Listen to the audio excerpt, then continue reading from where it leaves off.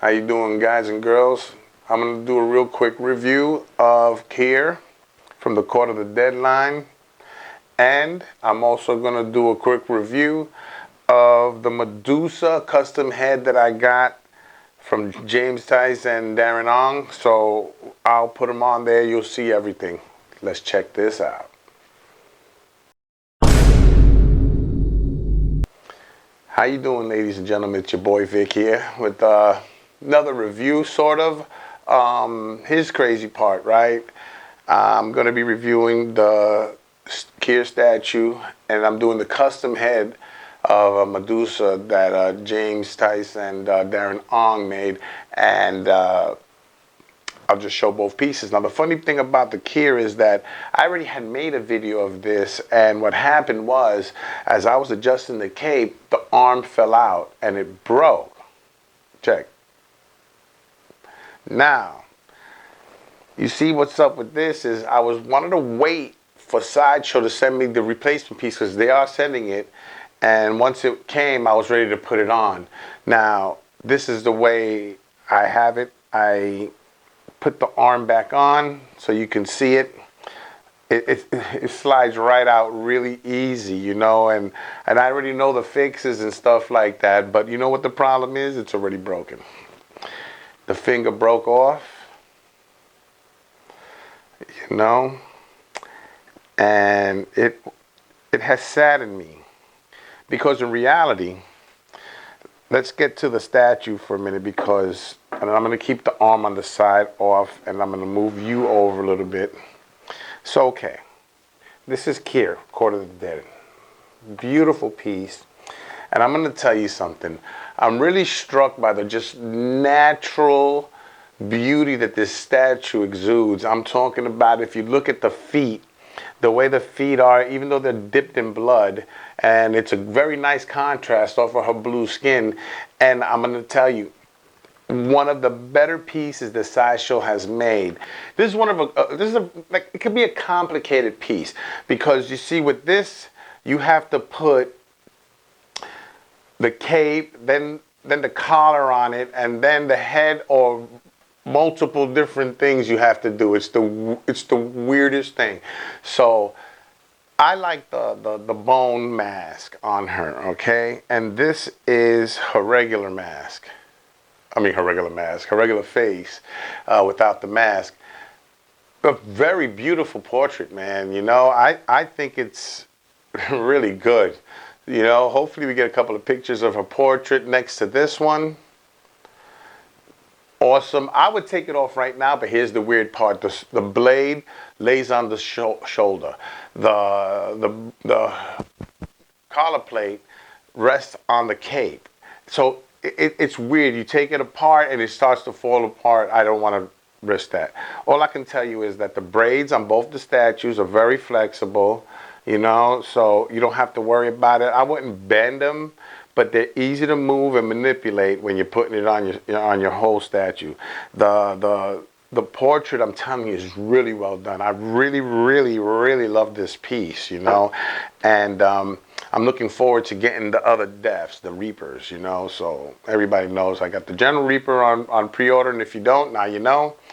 And I'm just waiting for Death himself and Morkenthal, I believe his name is, the one with the swiggly long sword.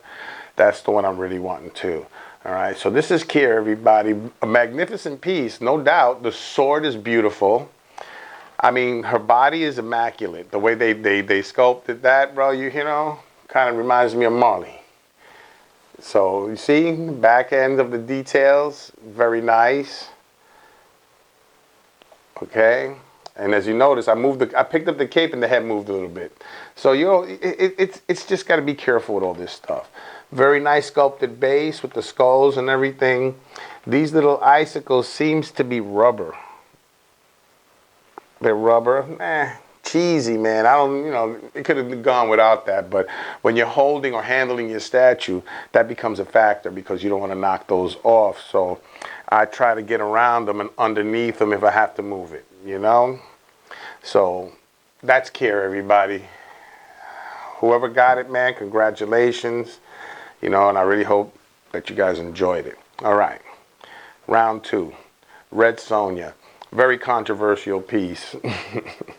I mean, only controversy in this piece is that the fact that a lot of people were not happy with the color scheme. They thought that she was too beige, too tan to be Red Sonja, because in the comic books, Red Sonja is supposed to kind of be like a snowish white. A lot of comic books and a lot of the Savage Sword, well, if it's the black and whites, it's hard to determine, but she's supposed to be a white girl. For me, she looks like a white girl that happens to get a little tan, because when you're riding out in the, and I believe those eras, I don't know if it was the Hyborian era, she was in the sun and walking around with a chain mom bikini, I think you get a little tan and cooked. I don't know, but that should be laced or lined with leather. But who knows? I'm just saying it's a very beautiful piece. I like the way the face came out. The portrait was beautiful. The exclusive, as everybody knows, is the Frost Giant's head. Now, they say there's no color to the Frost Giant's head. Here's why. It's a Frost Giant.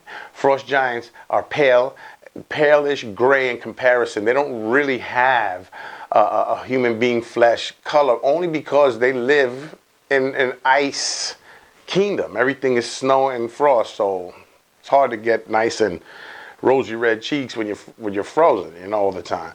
So that's why he looks like that. That's the perfect rendition of a Frost Giant.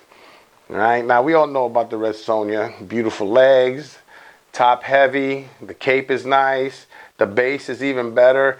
The sword with all the gore on it, it's just a little something. It could have been better, the blood on it, but that's just the way the blood goes on Sideshow sometimes. But that's not too bad. It's a great piece. That's why I still have it. And the only reason I think I still have it is because of the Medusa head.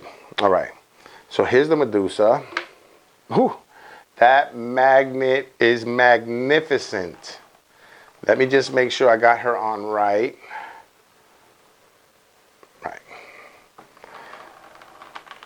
Look, James did a magnificent job on this paint app that he put on this snake, on the snake's heads. And this is like, all of these are individual snakes that were like molded, sculpted, whatever, and then they were put on individually and painted individually.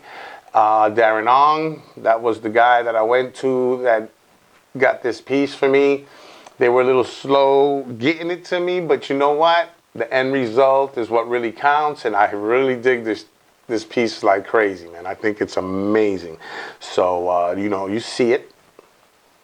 Tell me what you think, man. Leave some comments down there and let me know what you think about the piece itself. Don't let me know what you think about me, all right?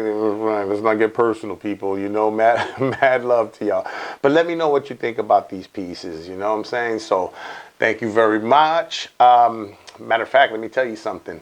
I got this piece from John Sanchez, you know what I'm saying? He didn't like the color, and he was good enough to give it to me at cost when it first came out. So thank you, John. Give you a shout out, bro. You know what I'm saying?